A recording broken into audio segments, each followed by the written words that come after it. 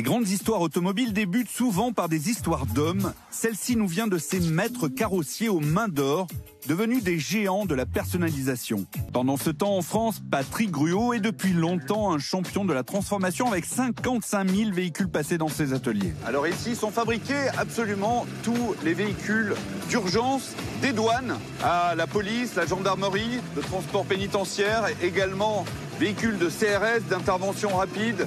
Sans compter les utilitaires de la vie courante d'hier et d'aujourd'hui, indispensables à notre quotidien. Patrick Gruot, breton pure souche, est un vrai couteau suisse. On s'intéresse à tous les usages des métiers des autres. Ce sont des bibliobus, des musibus, des médiabus. Pour faire voyager la culture. Exactement. Une success story qui a commencé bien avant l'invention de l'automobile, il y a plus d'un siècle, avec déjà la transformation de ces charrettes. Et donc, à l'époque, il y avait déjà 24 charrettes, toutes différentes. Effectivement, avec une banquette latérale, banquette arrière, avec de quoi transporter la marchandise, Oui. de quoi transporter les personnes. Donc, nous avions déjà, à cette époque-là, un arrière-grand-père qui, je dirais, personnalisait C'est ça. les charrettes. Très vite, l'utilitaire sous toutes ses formes va devenir une spécialité de la famille Gruot. Des autocars de son grand-père aux ambulances de son père, Patrick Gruot reprend les rênes de l'entreprise dans les années 80 avec la volonté d'aller plus loin, comme avec l'Escapade 2000, un concept car du premier van découvrable de l'histoire présenté au Salon de Paris en 1982. Alors, quand on parle de véhicules uniques, vous avez eu certaines commandes déjà un peu particulières ?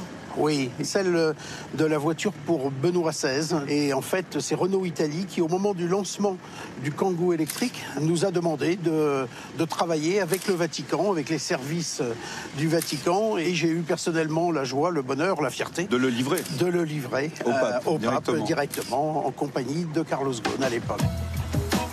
L'innovation, Patrick Gruot en a fait son leitmotiv avec des créations surprenantes, même là où personne ne l'attendait. Celui-ci, on l'a ressorti parce que c'était la première fois que l'on réalisait un véhicule funéraire sur une base monospace. Finalement, les véhicules qui sont fabriqués ici suivent la vie d'un individu.